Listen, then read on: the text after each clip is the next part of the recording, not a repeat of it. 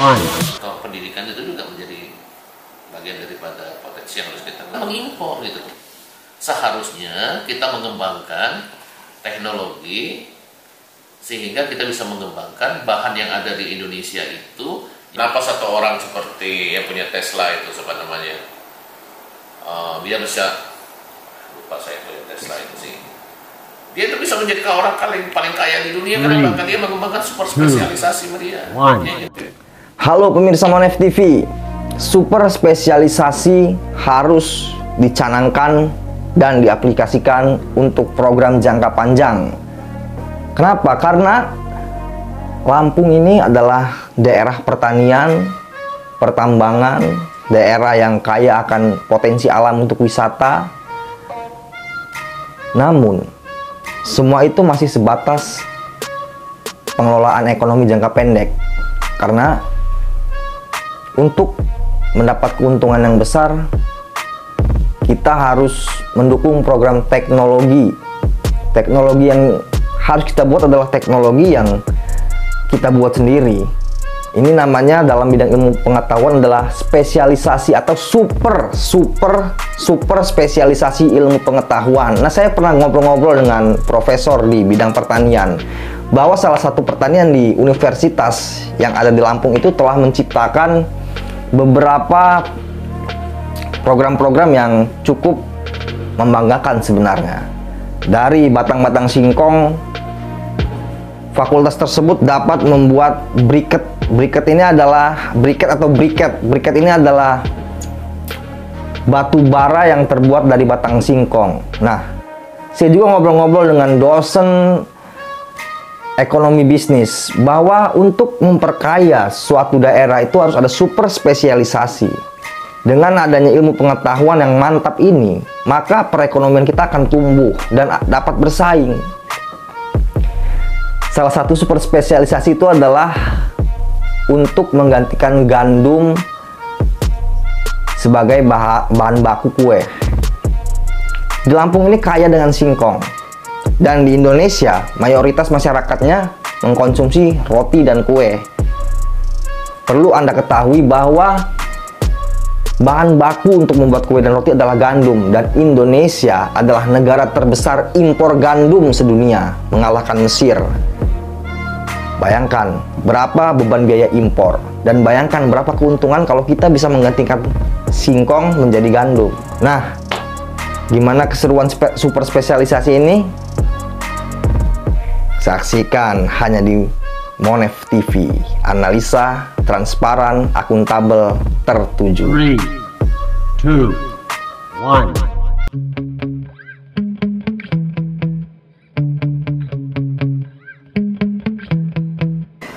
Provinsi Lampung terbilang sebagai wilayah berkembang karena masih sangat mengandalkan sumber daya alam seperti pertanian, pariwisata, hingga pertambangan untuk menghasilkan pendapatan. Selain dari APBD, pendapatan Lampung juga bersumber dari pertambangan seperti mineral, pasir, batu, maupun sektor perikanan, juga pariwisata. Memang, pemerintah provinsi, kota, kabupaten telah menggalakkan program peningkatan UMKM. Untuk program ini, pemerintah bahkan menggandeng BUMN dan Bank Indonesia. Tapi kenyataannya, Lampung masih dapat dikatakan berstatus wilayah berkembang karena dari tingkat keamanan. Nanya itu, direncanakan.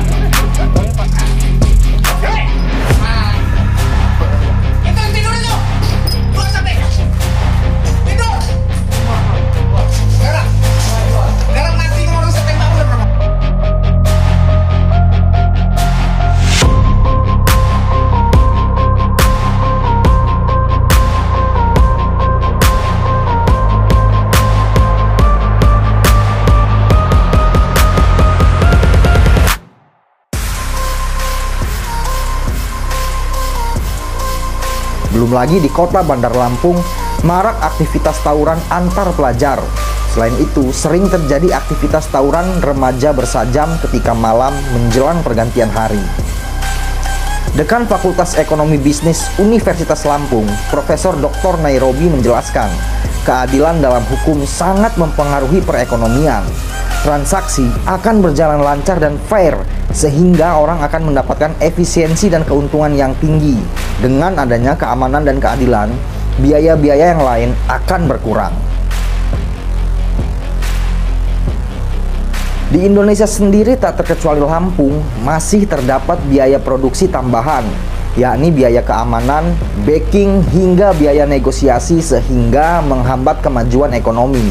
Padahal di dalam Pancasila sendiri, rasa adil, nyaman, dan sejahtera terkandung dalam sila kedua dan kelima. Pendapat lain tentang ekonomi dan hukum menyatakan, penduduk negara berkembang memiliki tingkat disiplin yang rendah, berbeda dengan penduduk di negara maju yang sangat menghargai waktu dan disiplin peraturan. Di negara berkembang, disiplin belum menjadi budaya dan kebiasaan sehingga masih banyak ditemui pelanggaran di kehidupan sehari-hari. Untuk mengubah mental masyarakat diperlukan peran pemerintah, terutama pimpinan negara yang tegas dalam menegakkan aturan. Kesimpulannya, Provinsi Lampung atau lebih luas lagi Indonesia memerlukan ketegasan dan keberanian menerapkan aturan hukum jika ingin mendorong perekonomian suatu wilayah.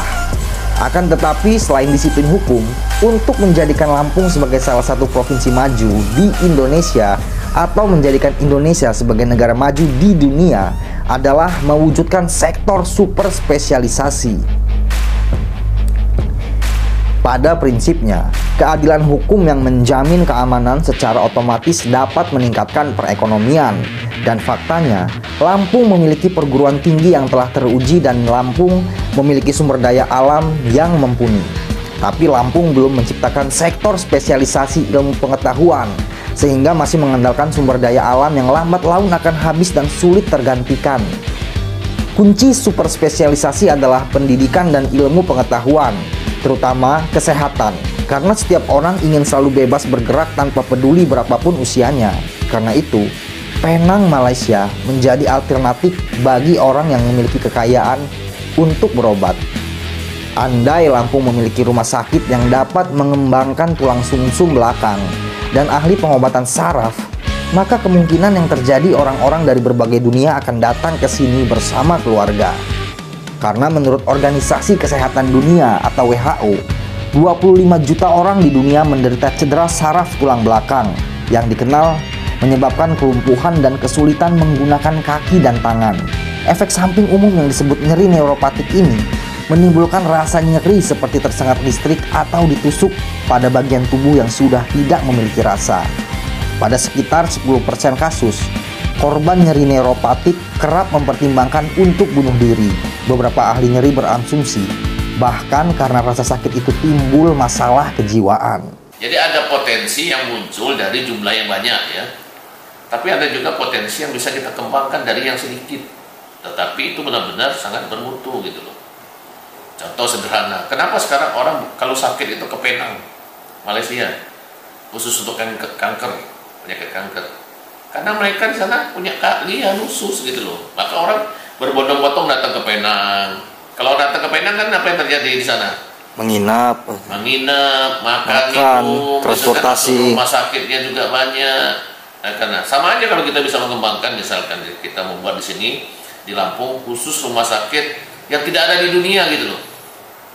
Ya, apa misalkan super spesialis.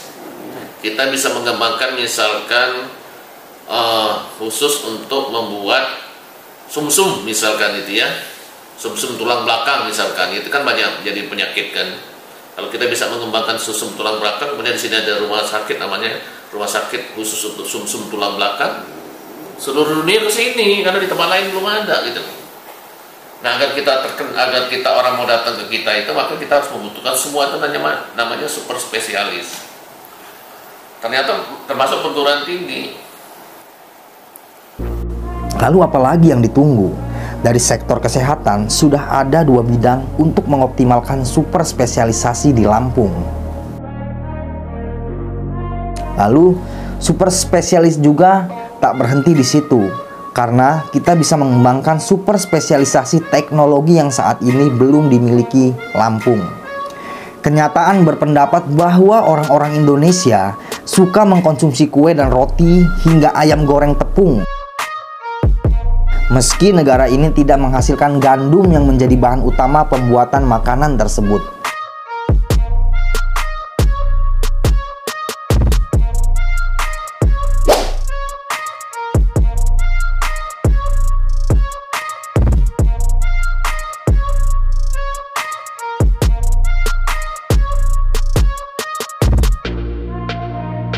Ironi, dan sungguh ironi, karena Indonesia masih mengimpor gandum dari Australia, Amerika Serikat, Kanada, Argentina, Ukraina, Rusia, dan Perancis. Berdasar catatan sejarah, Indonesia telah impor gandum sejak tahun 1969. Data BPS tahun 2019 menunjukkan konsumsi gandum per kapita penduduk Indonesia adalah 30,5 kg per tahun. Rata-rata pertumbuhan konsumsi gandum per kapita penduduk Indonesia dari tahun 2014 sampai 2019 sebesar 19,92%.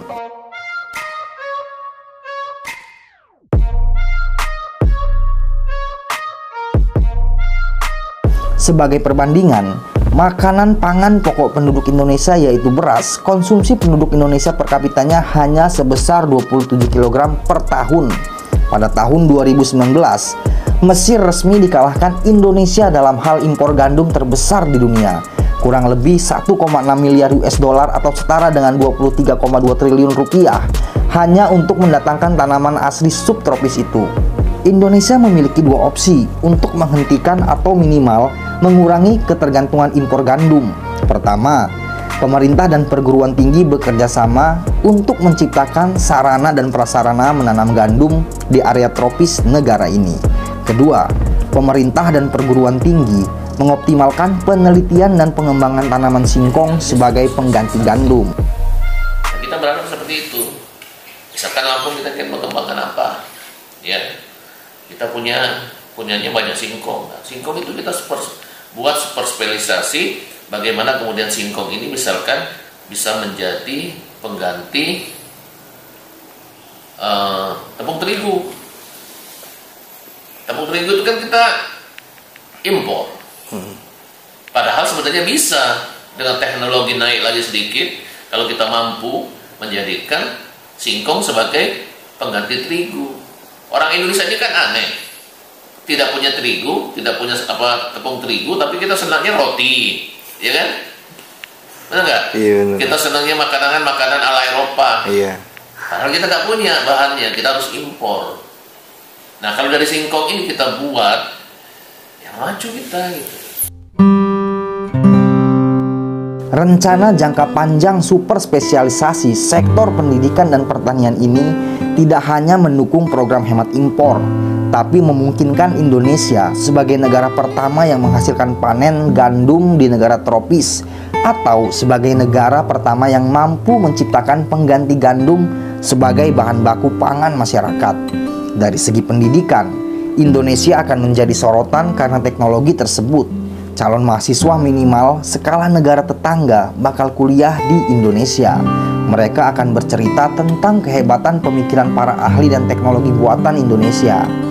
Atas datangnya para calon mahasiswa dari berbagai negara dan berkat cerita-cerita mereka, Indonesia akan menjadi objek pendidikan yang dapat menghadirkan keuntungan dari penginapan, transportasi, penjualan makanan, souvenir, pakaian, hingga logistik.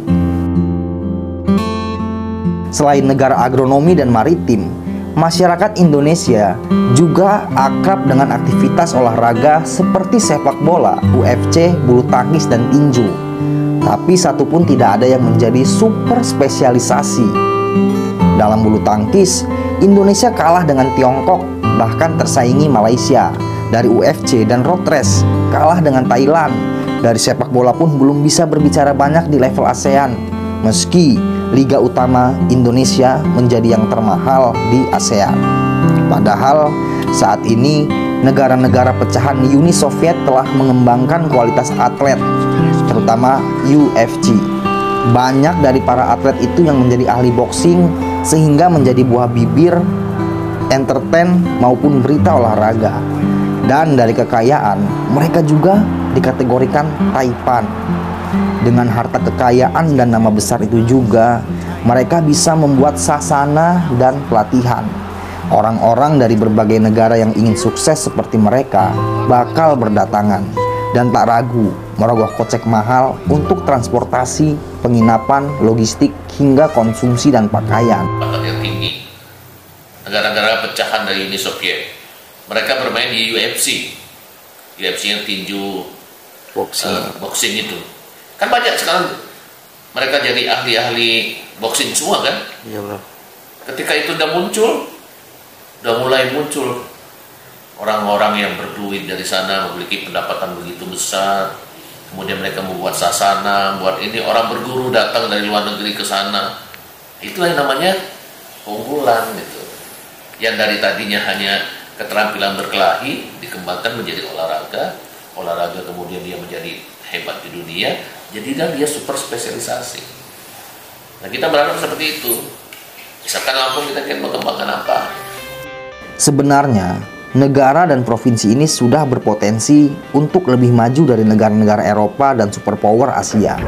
Hanya saja, pengolahan sumber daya alam dan manusianya masih jangka pendek. Kita masih berbicara produksi UMKM, belum berbicara bagaimana efisiensi produksi UMKM sehingga produk yang dihasilkan kalah bersaing dari barang industri pabrikan. Jadi, realisasi program super spesialisasi adalah solusi rencana jangka panjang ekspansi ekonomi bisnis yang keuntungannya bisa mendongkrak keuntungan transportasi massal, logistik, penginapan, hingga menghemat beban negara akibat impor.